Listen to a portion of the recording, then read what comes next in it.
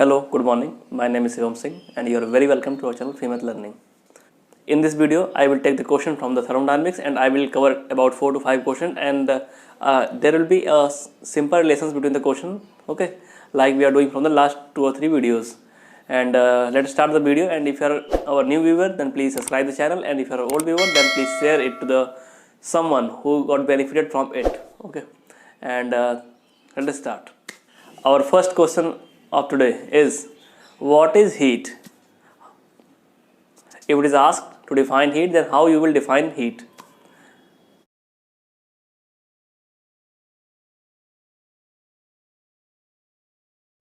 Heat is defined as energy that is transferred between two system or surrounding by the virtue of temperature difference.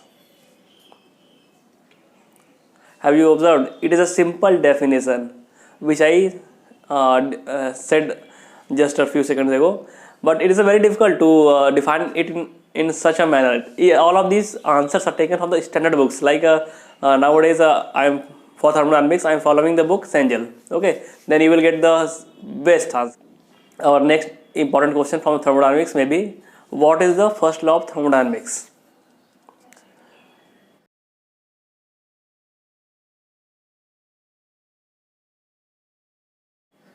First law states that energy can't be created or can't be destroyed. It only converts or transforms from one form of energy to another form of energy. It is the basic definition of the first law of thermodynamics. It can be defined in another manner for the closed cycles, like according to the first law of thermodynamics, net heat interaction in a cycle will always be equal to the net work interaction. It is a basic definition for the closed cycle. By this definition, we get that equation delta Q is equal to delta U plus W. Okay. But if someone asking to you to define the first law of thermodynamics, then you will simply say that energy is conserved. According to the first law of thermodynamics, energy can't be created, can't be destroyed. It only converts from one form of energy to another form of energy. It is the basic first law of thermodynamics definition. Today's questions are not interrelated, but these questions are important. That's why I am taking all 3 to 4 questions in a video. Okay. Next important question of this video is, what is low heating value and what is high heating value?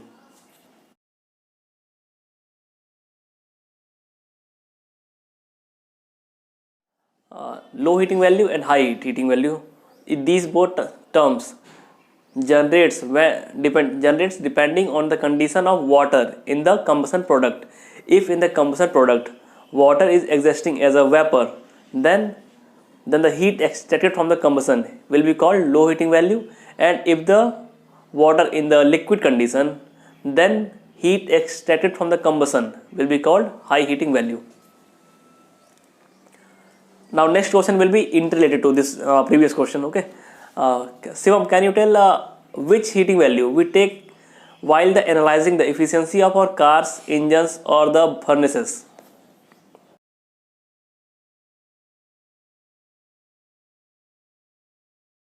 Sir, for analyzing the efficiency of car, we normally take the low heating value, but for the efficiency of furnaces, we take a high heating value into our consideration.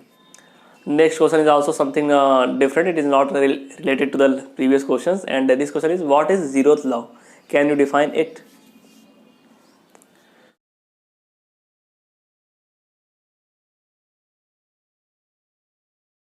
Sir, according to zeroth law, if a body A is in thermal equilibrium with body B, and if a body B is in thermal equilibrium with body C separately, then body A and C will be in thermal equilibrium, and its application is thermometer. You have to take care of these two words in this definition. First is the thermal equilibrium. You don't have to say equilibrium. And second thing is, they are in thermal equilibrium separately. It means A and B are in thermal equilibrium separately, and B and C are in thermal equilibrium separately. Okay, then finally A and C will be in thermal equilibrium by the zeroth law of thermodynamics. Okay, two terms are very important in this definition. First is the thermal equilibrium and second is the separately. You have to take care of it. Okay, and today's video is only this much, and I have covered about 4 questions, and all these questions are not interrelated because there was no link. I was not getting link. That's why it's not linked. And you have to just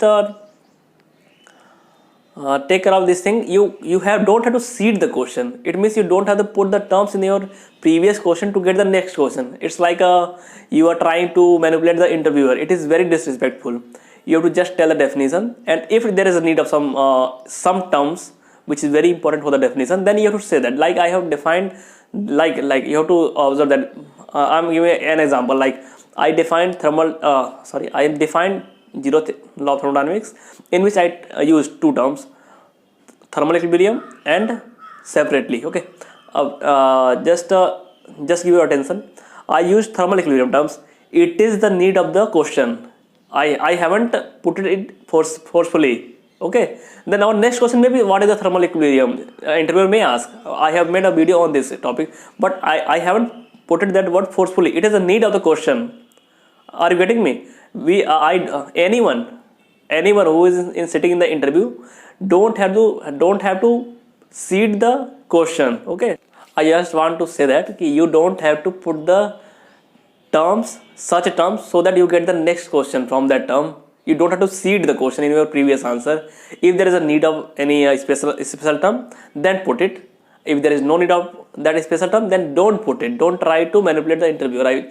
It is my simple thing I want to say that. और हिंदी में समझ रहा है कहना चाह रहा हूँ कि ना, आप कभी भी अगर कोई आंसर दे रहा हो ना, तो जो नीड है उस क्वेश्चन के आंसर की, जो नीड है उतना ही आप बोलिए. उसमें ज़बरदस्ती कोई ऐसा टर्म मत डालिए जिससे कि मतलब आप खुद मैनिपुलेट, ऐसा ना लगना चाहिए कि आप मैनिपुलेट कर रहे हैं.